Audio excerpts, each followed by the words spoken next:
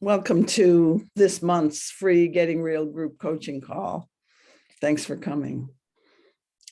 I'm picking this topic, getting triggered by a friend. That's the topic for today. Some of you know that, some of you may not have realized that's the topic. So what do I want to say about getting triggered by a friend? One thing is, a lot of us, and I'm going to ask you some questions in a minute, but a lot of us don't have as clear boundaries in our friendships as we do in our intimate relationship life.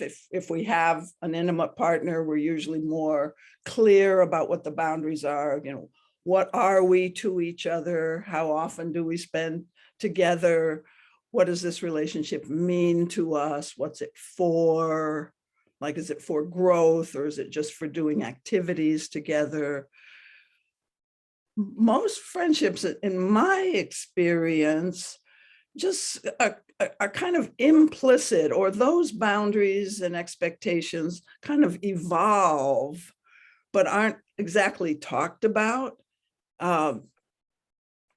Is this true? How many people would agree that in your life, what you've either seen or experienced yourself, that friendships tend, and I'm not just talking about same gender friendships, it can be, other kinds of friendships too that cross gender lines, but friendships tend to kind of be less explicit about what we're doing together, because I want to look at some of the problems that creates, but I want to know if you even agree with that. So how many people agree that in your friendship world, things are not as clearly defined in terms of who are we together and what's our friendship about?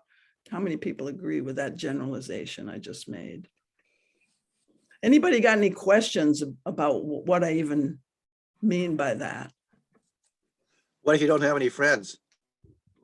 Well, let's see if we can help you get some friends then.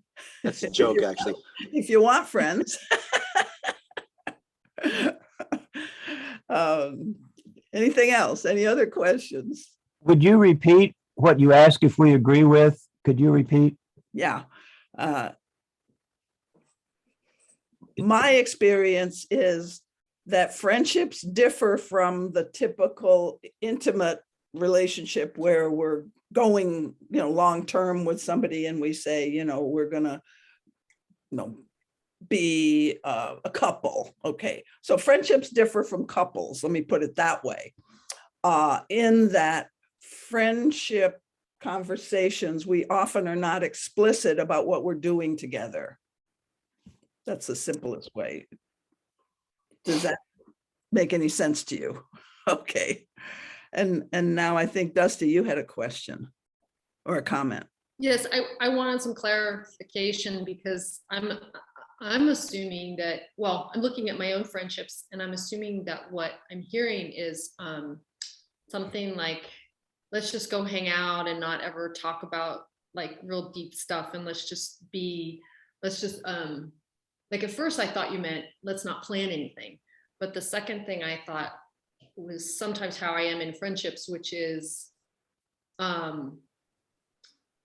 let's just go along and have fun and not talk about anything difficult and not do, let's not go deeper than just going to concerts or just going out to eat or something. It's not deep in our relationship. Let's just sort of be playmates. So that's not what I meant, but I'm glad you asked the question, Dusty, because it helps me flesh out what I'm saying here. Friendships, what I'm saying is you might just sort of ooze into talking about deep things, or maybe one person talks about deep things and the other person doesn't. But you in a friendship, a lot of times, what I'm basically saying is you don't step back to observe what are we doing together. Are we a friendship where we talk about deep things? Are we a friendship where we give each other feedback? Now, maybe in most couples, we don't step back either and make things explicit. But I think there's a tendency to be a little more explicit in a couple about what you can expect of me. You know, this is about the rhythm of our being together. So it's not about depth so much, it's about having clear agreements. Friendships often don't, it's my experience, and that can kind of get us into trouble, because you can kind of get crossed expectations, and then that can lead to misunderstandings and triggering. So that's a point that I'm making, but I'm walking on very thin ice here, because I live in a particular world where, at least in the couples, we're pretty explicit. And I know in my own friendship relationships, I'm not as much so. I'm not as clear about my boundaries. So another comment down there, Ty. Mhm. Thank you. Well, I see one of the challenges for this conversation for me is friendship is a pretty broad term, and you could subdivide it into the couples, the colleagues, the acquaintances, the people you see and are friend, just friendly at the barista, all these different people. And I don't see this people very often saying we are friends. It's just a matter of how much volume, quantity of time together, and like you say, how much depth goes on. But there's no labels that says this is what this type and this is this type. Friends seems to be a broad, loose term that avoids specification. Yeah, I'm kind of agreeing with what you say there. Yeah, and so what's Same my idea? Kind, like you're a kind of friend. What's a kinda? Kinda is pretty loose term.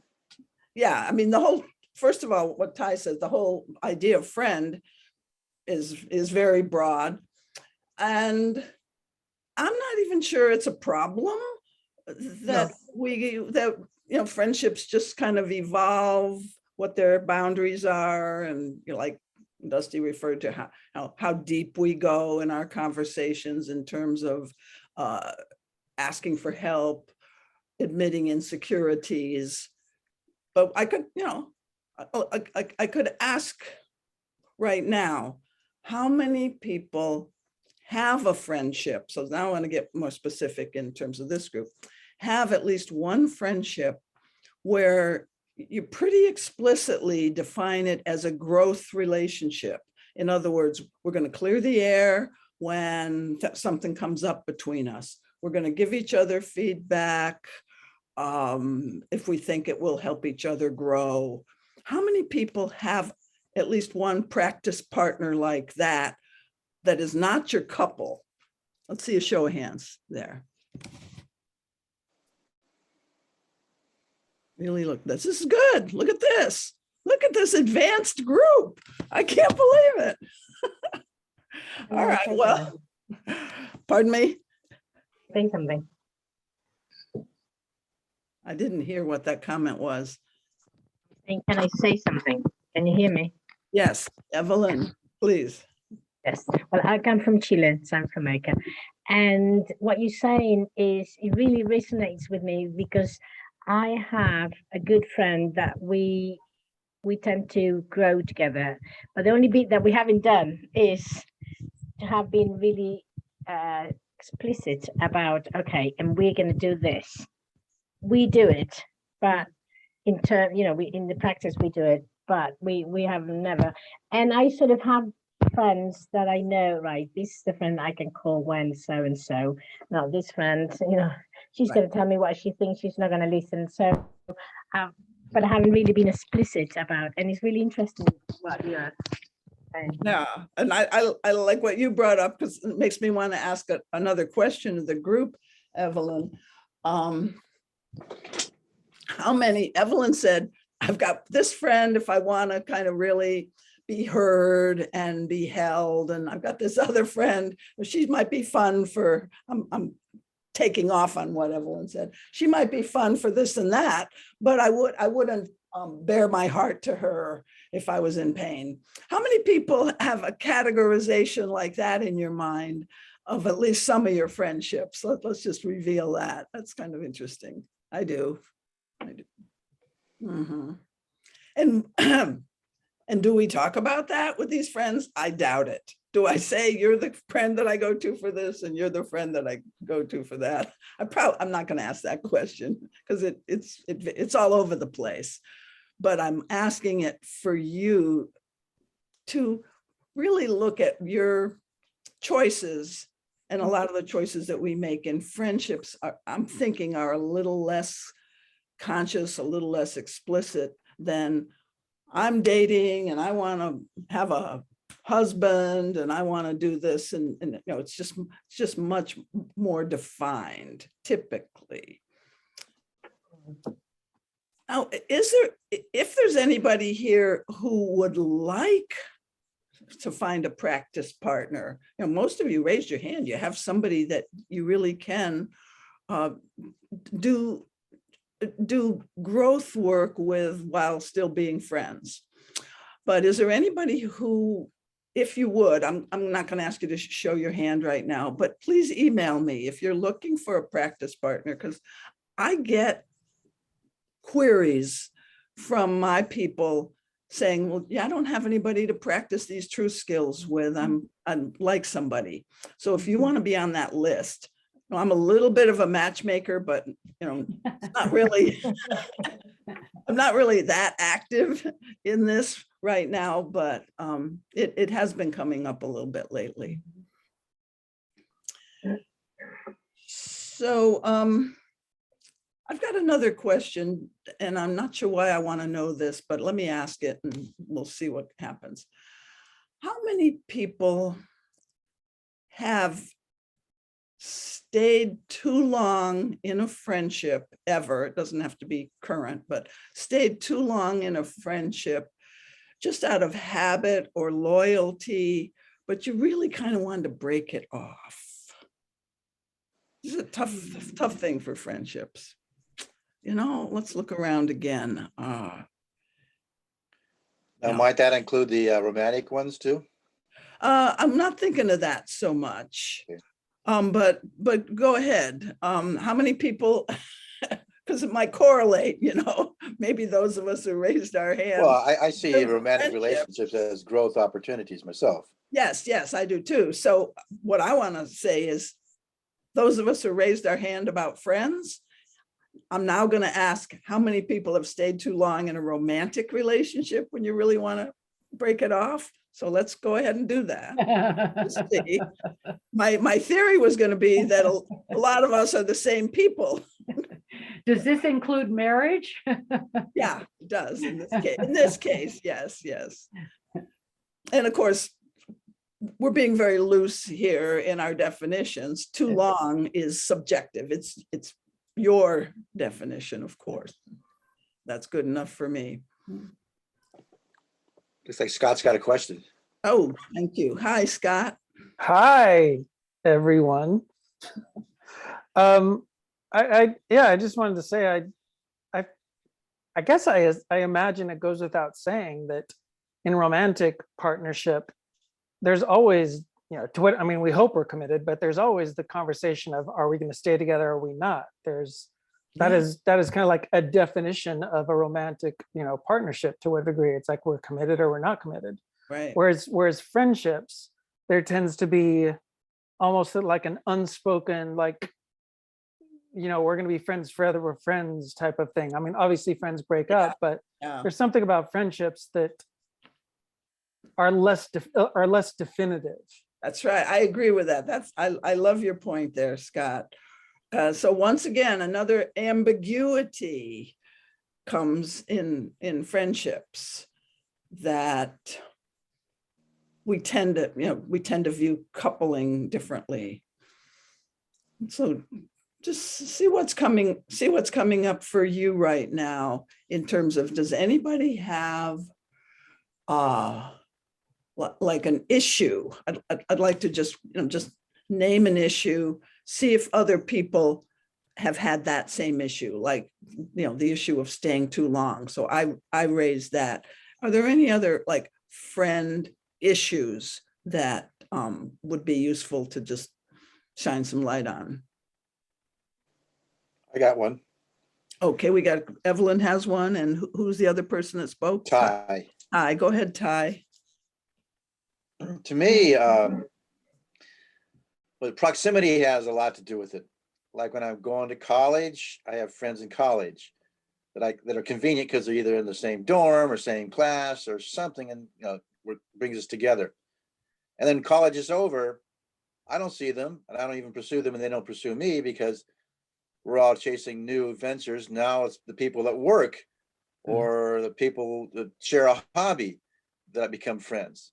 And then a hobby changes and I got a new hobby and they left the old one, and those old friends fall off, or maybe some community organization. And yeah, I might run across them at some other event. Oh, hi, Charlie. Hi, Susan. How you doing? How you been doing since we were at the Junior Chamber of Commerce 10 years ago? But it doesn't, I would call those at that point acquaintances. We're not friends because the investment of time is much less. So my question is, how much does convenience and proximity have to do with who becomes our friends? Yeah, well, I'd like to ask the group, just for a show of hands, what Ty said. How many people have that general experience? Like proximity has a lot to do with who you affiliate with, and then you just let certain things go when your life changes. Is that generally true? That is for me, Ty. Generally. And then there are some people that you keep. Yep. And what does that have to do with? Let me just sit with that and for myself. And what is that? There are some that I've kept since college. I don't have any childhood friends that I've kept since childhood. Anybody here have any friends that you've kept since childhood? Look at that. Yeah, long time. And that's cool. My brothers, that's different. Yeah. So how many people just generally, a number of us agree with what Ty was saying, and what has me hang on to, like the woman who's my best friend since, well, it really wasn't college, but it was grad school. Yeah. What has me hang on to her? And part of that is that we now live close together. Yeah, part of it still is proximity. Anybody want to reflect on your own answer there? What kept you with somebody? Yeah, Scott. Yeah, I think, first of all, resonance, someone that I just resonate with, and I don't find other people that do that. And the other thing I can't think of another way to call it other than just like, I want to call it like a healthy form of like selfishness, just that this is, I want this. Whereas there's like, as Ty was saying, there's other relationships that, in college, it's like, it makes more sense for me selfishly to try and find people that are close to me, that I can have like a daily relationship with. Whereas even there might be someone far away that I have that, but it's still from like a self-needing point of view. I want people that I can hug and be close to and have that. And I also want to add on this point, especially during COVID, but even otherwise, in this call, I love finding people who specifically I connect with about conscious connection and stuff like that. And to the point, I get annoyed that I don't have more people in my life like this. The reality is, I wish there was no need for me to come to a Zoom call to like have conscious connection. Like it actually really pisses me off, if I'm gonna be really honest. It's like, I don't, and the even more honest thing would be like, I don't know any of you people. I don't want to be friends with any of you people. I want to be friends with the people that I'm close to, that I live with. Yeah. So it's like there's that dissonance, I guess. So now I'm going to flag this point, and I want to stay with the other point too, but I want to flag a point for next. My next point is going to be, how would you take leadership in your existing friendships to expand the boundaries of that friendship so it includes more of what Scott's calling, this stuff, authentic relating, honesty, vulnerability? How would you take leadership? So I'm going to get to that, but a couple other people had comments about what issues, because we're kind of polling for some issues to dive a little deeper into. So Sherry, you have one, and Evelyn had one. Let me let Evelyn go, because she was, and Well, then I had Anna I has had one. an issue of a really, really close friendship with a girl. We were two good friends, broke up, and it was so sad. And she just cut up right off. It was like I was going through a really, really, really hard time at the time. And on one particular day, and she was trying to call me. And I thought, I cannot answer to her because this got to do with triggering. I knew she was triggered about something, and she was going to download it on me. And I was in a very vulnerable state. And it was like, it was very difficult to deal with myself at the time, just to have another issue with somebody else. So I sent her a message and I said, I'm sorry, I cannot answer the phone at this moment. And she cut right off. And that was it. And then we had a close friend, who tried to get us to talk about it. And I went and I said, I am certainly wanting to carry on this friendship. And she said, no, I'm not interested. And that was it. And we had been years really close. We had gone through so many difficult times in my marriage, her marriage, that we supported each other. So frankly, Yeah. So what I would say to couples is, don't end a relationship when you're triggered. This woman probably did end the relationship when she was triggered. And then she's doubly triggered, Evelyn, by you not having availability for her. So whatever, whatever got triggered there for her, I'm just going to say one thing. I mean, it's a huge, complex issue here, why friendships end. But in my new book, From Triggered to Tranquil, I talk about sometimes you get so triggered in a relationship that you're not strong enough to handle the kind of triggering that happens. Now, she didn't stay with you to work it out and test it out, whether she could like get over whatever story she made up about you being unavailable, but it is acceptable to cut off a friendship. It's much better to talk about it and understand why, but to cut off a friendship sometimes if it's just too overwhelmingly triggering for your nervous system. I just wanted to go on record as saying that, even though that's a little off topic, Evelyn, from what you actually expressed. And it's a sad, I feel sad hearing your story. So how are you with that right now? I'm fine, because I went to the conversation with her and I said, yes, I am interested in carrying on this friendship. And when she said, no, I'm not interested, and that was it. And I thought, fine, well, I said, the offer is there on the table. Whenever you want to pick it up, that's fine. So it doesn't hurt me anymore. Yeah. So thanks for asking, Susan. But I'm fine with that. That was 6-7 years ago, and I've replaced her with some other close friends that I have developed. So it's it's life, I think. Yeah, sometimes, and just to remember, sometimes people have to protect themselves from, it's not protect themselves from me, but protect themselves from something that they imagine could happen again with me. That's Um, right. Yeah. and then Evelyn's story, uh, it gives us a little bit of clue to why it can be better to be more explicit about what we expect of each other. Like, do you expect me when I'm upset and in emotional need? Do you expect me to kind of like be there for you?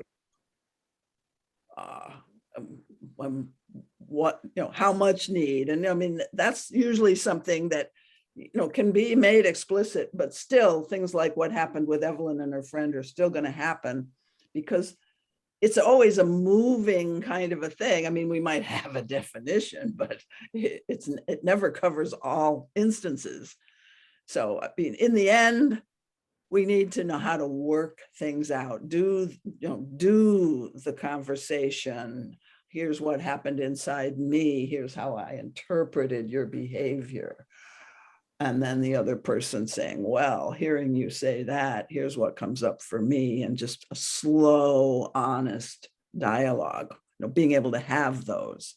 Of course, you have to calm your triggers down before you can have that. Quite a few hands raised, and these are just interesting comments. So, I mean, we had Sherry, and I saw Anna's hand, and then Julia too. So, Sherry, you're next. Thank you, Susan. When you ask the question, like, what is a type of challenge that you have in a friendship? I actually left another group call to be here because you specifically talked about triggering with friends. And there's a woman who's been in my life, like one of my first friends ever in Seattle, like goes back to 1994. And so there's this loyalty that for her represents an unbreakable bond, like till death do us part. We've been through so much together. And her behavior has been so consistently erratic that it's like, I just can't abide, and to the point, where I uninvited her to my 50th birthday because her behavior is just so unpredictable, whether that's, just drama or being drunk or, abusing drugs and being unpredictable. Like there's just this like, wow. And my wedding's coming up this summer, and I'm so triggered by her behavior that I've got friends around me saying, like, you just can't bring her in and take a risk of a scene. But not including her feels like a betrayal of our history. And we have sat down and talked calmly. And I've given her a chance to voice like any way in which my asking for distance has hurt her, so that I could kind of play the empathy game and listening, reflecting, and sharing impact without defending my side of the street. And it sort of still leaves her like feeling shunned by me, which isn't the result I want. I want this, I care for you, and I have a hard time bringing you close because I can't trust you. Let me ask you, Sherry, what do you want? Given the way it is right now and what you've tried and, your wedding coming up, what do you want with this friendship? I'd actually love for her to be there and join in this celebration of love, but I'd like her to agree to not be sexually provocative, to not get drunk, and to not be high. Can I make those requests of a friend? Can I actually give a friend conditions under which you are welcome? Especially when I practice like radical self-expression and all is welcome exactly as it is. Nothing to change or fix here. This is my work. And yet there's this friend that I can't welcome every way that she is. And it feels toxic. So something you said a few minutes ago was almost like I felt that there's permission sometimes to Mhm. create distance. Yeah. And like, what are the ingredients under which you can feel like I did my best and walk away with peace? I'm super curious. Yeah. So I love what you said when you were talking about what you wanted from her. Could we role play that for a minute? I'm just going to ask you to, pretend like I'm her and you're saying this to her, Okay. just in real time. All right. How kind of the topic you said before, but Yeah. I know you're, open your heart and see what comes out of your mouth. Okay.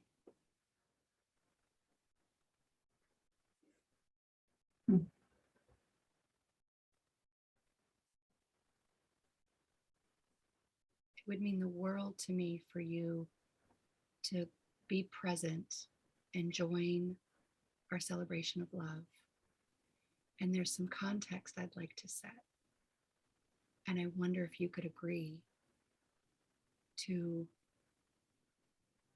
a few terms that would have me feel more safe, including you in the event. There's been some times in the past where I've been uncomfortable with how you show up. And if I were to express these terms, would you be open to hearing them? Would you be open to some conditions? I feel myself getting really anxious right now, Sherry. Hurry up and get to the point.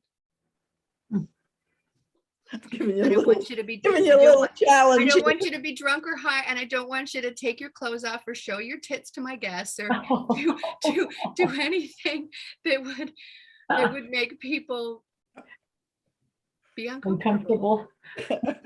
Okay, you really took me seriously there, Sherry. Now I'm being Susan again. Let's go back, because I think that last piece probably wasn't exactly what you would say. And I think maybe it was. How'd it feel? How'd it feel? It felt scary and liberating All right, then. to Maybe- actually maybe I say don't the need you words to out go loud. back. Yeah, I thought maybe you felt pushed to, to amp it up a little, but No, I sort of Oh, felt good, huh? permission by your hey, all right, like, I'm anxious, get to the point. I'm good with that. That felt liberating. It felt And true scary. and scary. Because like, what's going to happen now? Yeah. Is And she so going to then- feel judged? Yeah, then I you have a get to, fear. yeah, Yeah. and then you get to say that. Now the fear's coming up that you're gonna feel judged, or I'm realizing that felt scary to say. I want to hear how that came across to you. And maybe even I say like, I have such a value for welcoming Mhm, you as you are. mhm. And I'm really struggling with the fact that it's just not okay at this event. Yeah, yeah. And one thing that stood out for me that you said in your preamble to her was, I want to feel safe at my own, you didn't say it this way, but I want to feel safe at my own wedding. Mm.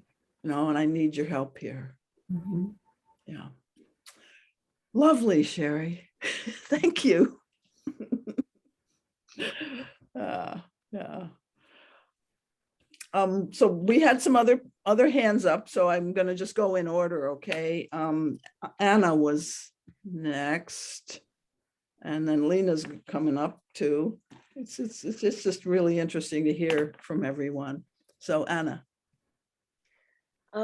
Yeah, thank you. So I have a friend who I did an herbalism training course with, and we became really close. And then we worked together, and we were really close. She really knows how to make people feel special. I didn't realize kind of how generalized that was until I saw her around a lot more people. But we were close, and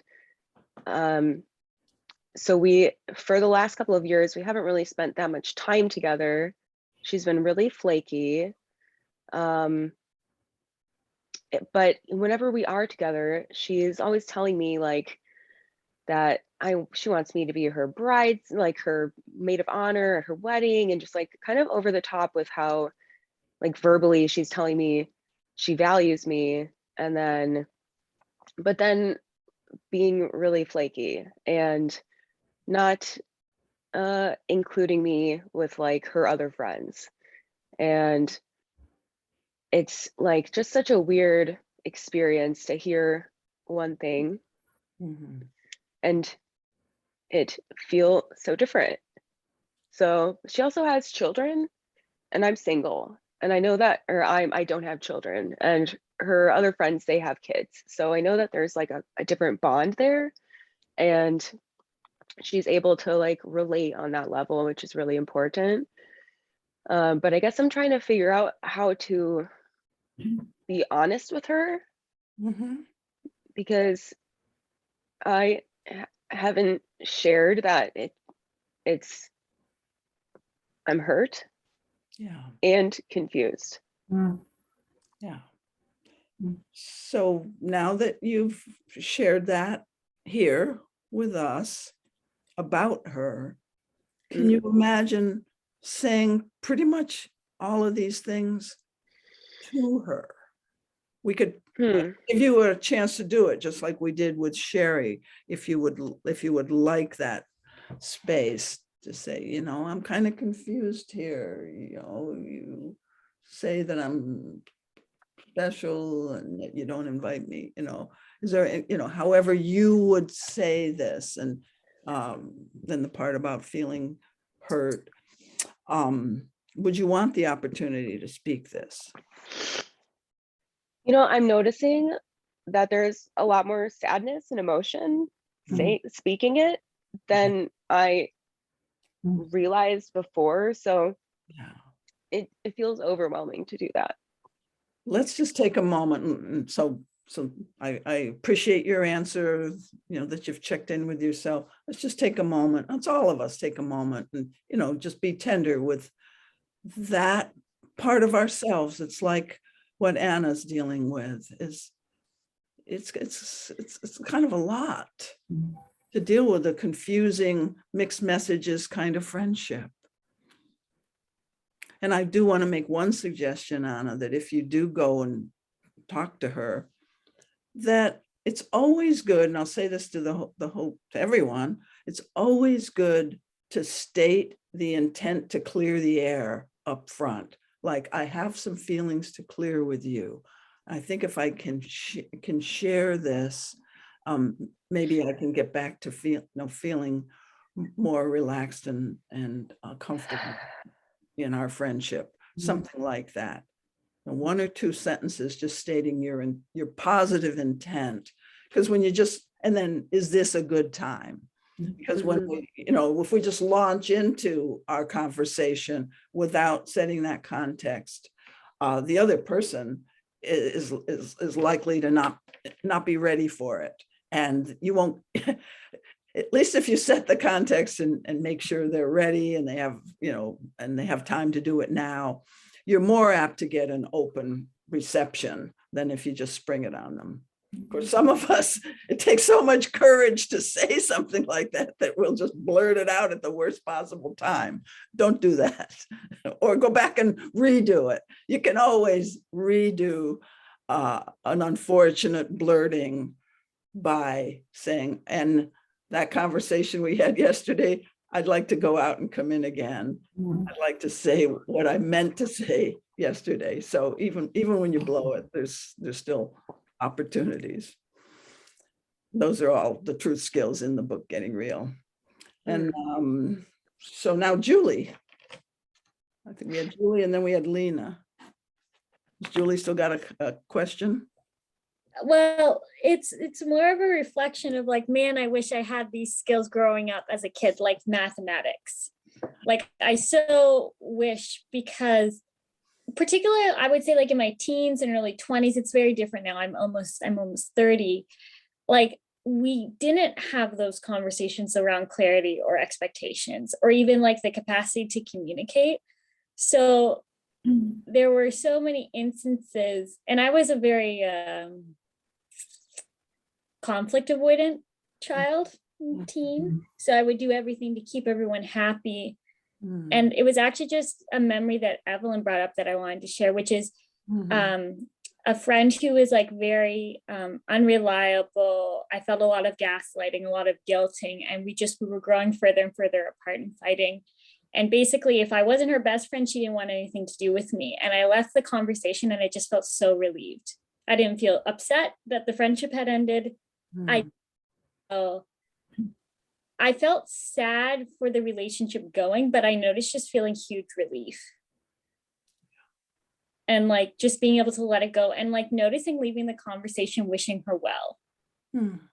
And like recognizing the skills that you're offering in this workshop, what a difference that would have been to me as like a 13-year-old or a 14-year-old or a 15-year-old that I can now use now in my like late 20s, but I'm still figuring it out. So I just wanted to reveal like how like I feel like in this conversation with other people sharing their stories, I can go back to my past self and do a kind of recohering, re-understanding. That makes a difference to me for the rest of my day. Yeah, no, that's a really good point, Julie. Like we can think not just of the conversation that I didn't do my best on yesterday. We can think of when I was 13 or when I was 18 or when I was 25. Conversations, if I had it to do over, here's what my deeper truth would have been if I had the skill to say it. Here's what I actually would have said. And this is a very good exercise for all of us to do, even about past incidents. It trains you, if you actually say to yourself the exact words you wished you would have said back when you were 13 to somebody, you're training yourself to be more present and available with those kinds of words in the future. So this is part of the revising truth skill that's in the book, Getting Real. Do even if you can't do a do-over with the person, you can do it silently or in a journal or something like that. And I highly recommend it. I still do that with myself to this day. It's one of my main practices. And Lena, are you still wanting to share? And you're unmuting yourself, I think. Here, I think that was the right button. No, I had just had a comment about the conversation with Sherry. Is it okay to go back to that? Sherry, you open to a comment about that conversation? Yes, go ahead, Lena. Yeah, so, and again, I want to emphasize how helpful this is. I was a teenager desperately wishing that my family would have like family meetings every week and we could all speak. And I'm 65 now. And now, thanks to your work, I get the opportunity to try to do what I wanted to do so long ago, but it's really foreign. So thank you. And I'm excited to be making progress. As I listen to Sherry's situation, which really feels so difficult to me, I can only imagine. I was wanting to invite Sherry to talk about how meaningful a day where you get married is, and help the other person to have the context of this isn't about I'm judging you and your behavior. This is about this particular day is like a once in a lifetime thing. And I don't know if that would help the conversation. It may be that it's such a difficult topic, nothing would help. But I just wanted to say that because it felt so strong inside me that clarifying that during a wedding, there's certain expectations of behavior. that would be, you know, more difficult behavior would be more horrifying at a wedding than at a bar, for example. Okay, thank you, Lena.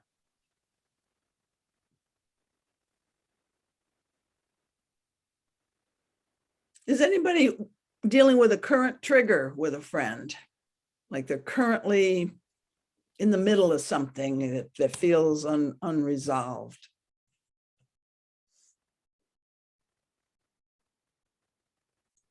We got John. John, would you tell us what the behavior is? We'll keep it kind of structured here. What the other person's behavior is or was that triggered you?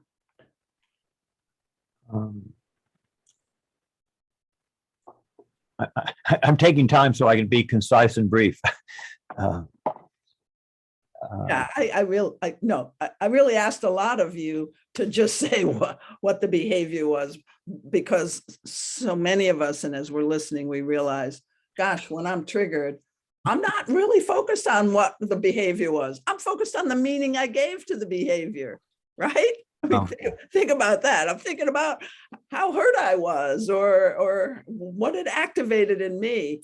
My memory of what actually happened, whoa, that's a little suspect, even if I do think I remember it. So given that preamble, just give us your best shot, John. Well, okay. A sentence on the background is, we had been long distance friends in a growth oriented program for 10 years, during which I'd been listening, giving, and she referred to me as her rock. When I challenged her on a behavior of talking on and on to keep attention in a social situation, she one of her comments was, you're just like all of those men who have tried to shut me up all of my life. When I had done like 75 to 85% of the listening for 10 years. Hey, John, maybe you waited too long to make that comment. Just kidding. Yeah, go ahead. Maybe. Maybe you'd built up a little, you know, I'm kidding with you, but also to make a point for the whole group. You know, when we hold things in, sometimes when we hold things in, once they do come out, they have a little bit bigger load on them, a little more judgment and stuff like that. I guess the other little bit of background, instead of the outside background, my inside was, I've worked hard not to be the oppressive male, the male chauvinist, the bad guy. I've worked so hard for decades not to be what she just called me. Yeah, so that's going to trigger you, right, John? That I just thought that would help the context. Like all those men. That would help the context of my describing my trigger here. Yeah, the background was really helpful, actually. Yeah. And so what was the behavior that, so there's layers. This is what happens in analyzing any triggering incident too. There's the past unrepaired ruptures or triggers that come into play, even though there's just this one thing that she said, let's say, that was really triggering, like you're just like all the men. But you know, she's got unresolved stuff from the past with the two of them, and John's got it. So again, just part of the big picture. So was that the comment that really had you get triggered, John? You're just like all the men. And then part of your self-talk, if I'm reading you right, because you just shared with us, is you hear that and you go, I have worked so hard to not be one of those men, right? So that's what goes on. So in trigger work now, we're just, I'll do real brief little trigger work with you. Then we'll analyze it a little bit more and look at other lessons that come out of this kind of interaction. But she says that you have that self-talk. What else goes on inside of you? Let's bring back the memory of that time. Like, what do you feel in your body, and what do you feel in your feeling emotion? Well, forgive me for remembering better what I thought than what I felt. Okay, go ahead. Thoughts work. Thoughts have a lot of feeling in there. So just tell us the thought. She doesn't know me. She doesn't see me. She's not trying to know me or see me. The other self-talk is if she's not going to make an effort to know me and see me, then I don't want to be involved. Okay. I don't want to be here. All right. So So let's. the feelings, okay. Now that I hear myself say that, Yeah. A thought like that could, I think, see, I don't even feel it, but my logic tells me the thought must be pain. There must be some pain. Yeah, good. And I think when we witness something like, she doesn't know me, she doesn't see me, there's feeling in there. I can feel, my own relatedness to you. And yeah, so let's, as you were saying it, you were feeling something. So we don't have to always have the perfect words for feelings. All right. Anything that means something to you.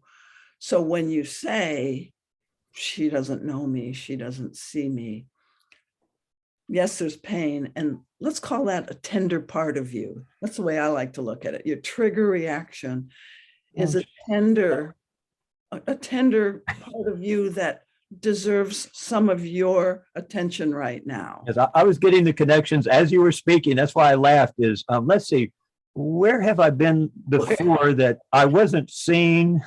Right. And they didn't seem to want to know me or see me. Where have I been there before? Okay.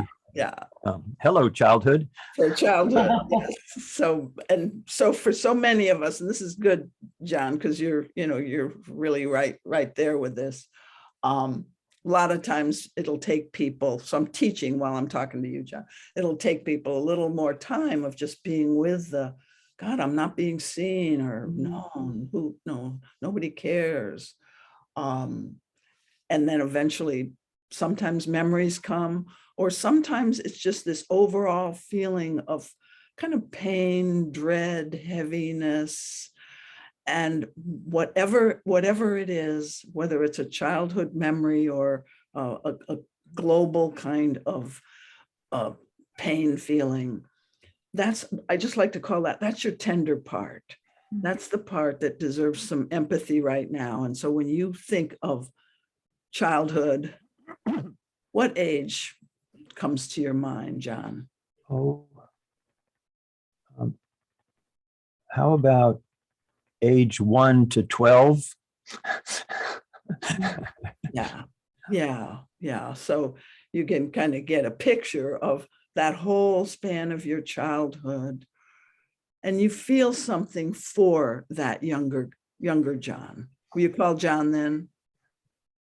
Yeah, you feel something. So what we're doing now is we're just activating that self-compassion, as well as holding a bigger space for yourself to feel what you feel. So whatever that is, well, let's just call it pain. You're now allowing yourself to admit and actually feel a little bit of the pain of that young person, age 1 to 12. And imagine that that's just a much loved part of yourself, like a much loved child that you care for very much. And you just let him have his feelings, and you're there. And it's like, you're going to have emotional pain in situations like this. And I know intellectually, you know this, but sometimes we need to keep being reminded. And we need to breathe and make some space for that more tender part of ourselves. Yes, and I default to not feeling. Huh? It can, So, yeah. so I'm joining you in, yes, we need reminding, don't we? Reminded, yeah, yeah. And you know where a lot of people, and I'm going to jump ahead because we've only got 3 more minutes. Oh, sorry. A Go lot ahead. of people, where a lot of people also default to, I heard you say earlier, John, which was if she's going to be like this, I don't think I even want a friendship with her. A lot of people, when there's a trigger in the space, will short circuit the trigger work that we just did, a miniature of, and will go quickly to, I'm out of here, I'm going to take action. And I want to warn all of us that taking action before feeling what we feel sometimes can lead us down the wrong road. It can lead us to just have a whole lot of unfinished business in our lives. I'm not saying that you shouldn't end a friendship or let a friendship end, but that tendency to want to do something when we feel hurt or powerless, that's the point I'm raising here. And the empowered doing is, well, I'll just leave or I'll just cut her off. So just watch it. Now, she wasn't somebody that you had a really long-term explicit commitment with, John. So, you know, it's fine. It really is fine to end friendships. But you use the word default there, and I just grabbed that because it's so common of a default for people. Thank you so much. I'll just cut this person out of my life. Thank you, Susan. Yeah. Thank you for volunteering, John. That was so lovely. And we don't really have time for any more comments. I had no idea what was going to come out of this, but I really loved listening to what people go through in their friendships. I appreciate you so much for those of you who spoke up. And I think I'll just close it now, because if I start a question, then I will I will go over time, and I can't do that today. But please come back in the future. Right now, these things happen at the same time, 10 a.m. on a Tuesday morning Pacific time. And blessings, thank you. And I couldn't do this without people like you. Okay. Bye. Thank you. Thank you, everyone. Thank you, Susan. Thank you. Thank you, Susan. Thanks, everyone. So Thank much. you all. Thank you, Susan. Thank you all. Yeah.